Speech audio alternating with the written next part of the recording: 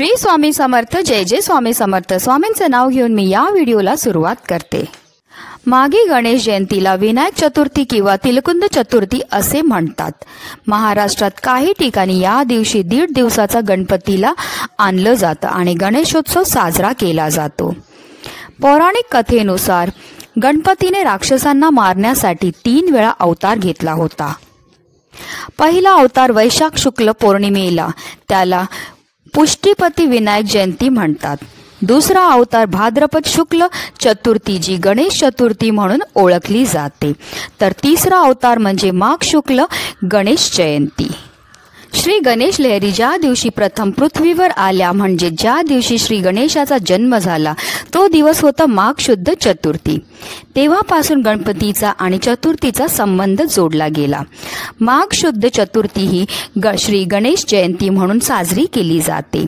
या तिथीचे वैशिष्ट्य म्हणजे या तिथीला श्री गणेशाचे तत्व हे नेहमीच्या तुलनेत 1 सहस्त्रपटीने कार्यरत असतात.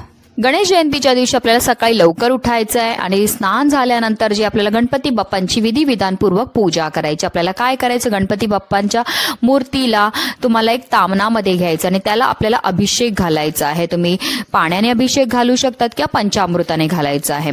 आपल्याला काय करायचं, 11 पळी आपल्याला गणपती बाप्पांवर पाणी हे अर्पण करायचं. प्रत्येक पळी जे आपण पाणी अर्पण करतील ते आपल्याला ओम विघ्नहर्ताय नमः किंवा ओम गण गणपते नमः या मंत्राचा जप करत करत हे पाणी जे आहे गणपती बाप्पांवर अर्पण करायचं. आणि त्यानंतर हे जे पाणी आहे, म्हणजे ह्याला तीर्थ सुद्धा म्हणू शकतात, हे आपल्या मुलांना आवर्जून आपल्याला प्यायला द्यायचं. असं केल्यामुळे आपल्या मुलांच्या बुद्धीमध्ये वाढ होते. गणपती बाप्पा हे विघ्नहर्ता आहेत, गणपती बाप्पा हे बुद्धीचे देवता आहेत आणि म्हणूनच जे आहे आपल्याला गणपती बाप्पांची गणेश जयंतीच्या दिवशी विशेष सेवाही करायची, पूजाही करायची आणि त्याचबरोबर काही उपाय देखील करायचे, ज्यामुळे आपल्या जीवनामध्ये असणारे सर्व संकटांपासून आपल्याला मुक्तताही मिळणार आहे.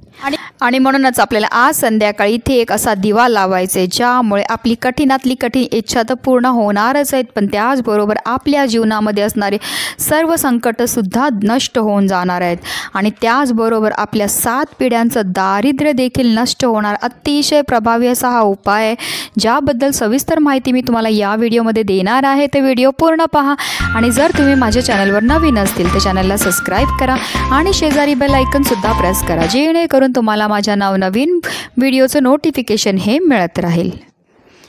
हिंदू धर्मानुसार आपण जेव्हा देवाची पूजा करतो तेव्हा दिवा नक्की लावतो, कारण दिवा हा ज्ञानाचा आणि प्रकाशाचा प्रतीक आहे.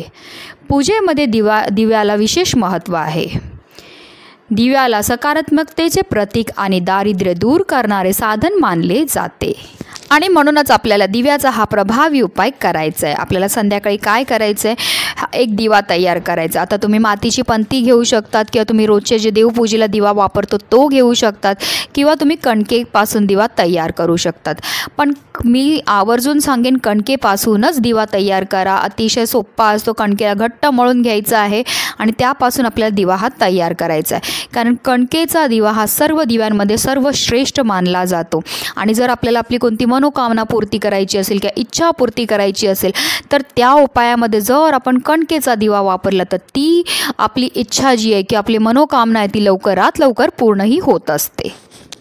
तर आपल्याला काय करायचं आहे, एक कणकेपासून दिवा तयार करून घ्यायचा आणि त्याच्यामध्ये 4 लांब वाती टाकायच्या. 4 लांब वाती म्हणजे त्या 4 दिशेंचं प्रतिनिधित्व करतात. अशा 4 लांब वाती आपल्याला त्या दिव्यामध्ये टाकायच्या आहेत.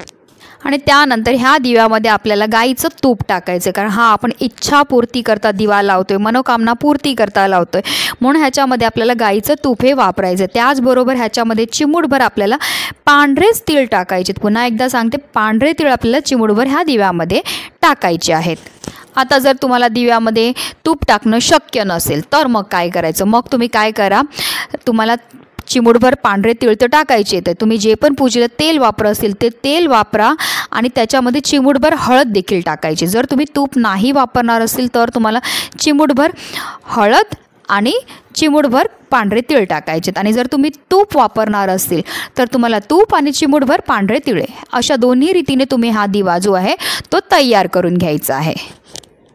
आता एक प्लेट घ्यायची आहे, त्या प्लेटवर आपल्याला मूठभर तांदूळ हे ठेवायचे, त्या तांदळावर आपल्याला हळद कुंकू अर्पण करायचं आणि त्यावर आपल्याला हा चौमुखी दिवा जो आहे तो ठेवायचा आहे।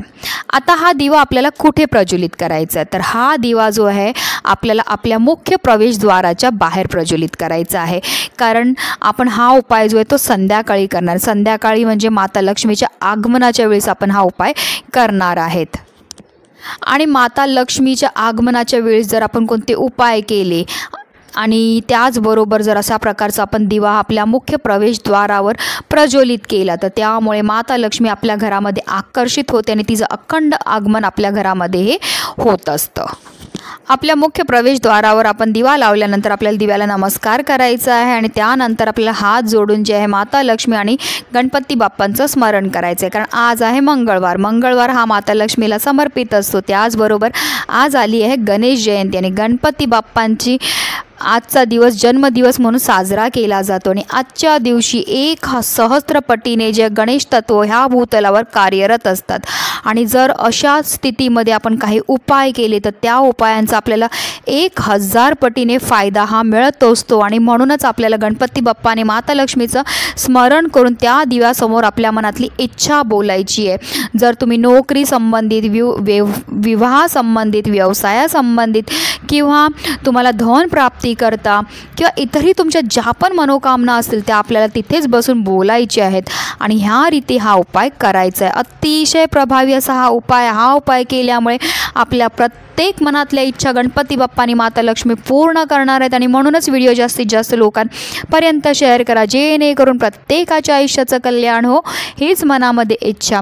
श्री स्वामी समर्थ। जय जय स्वामी समर्थ।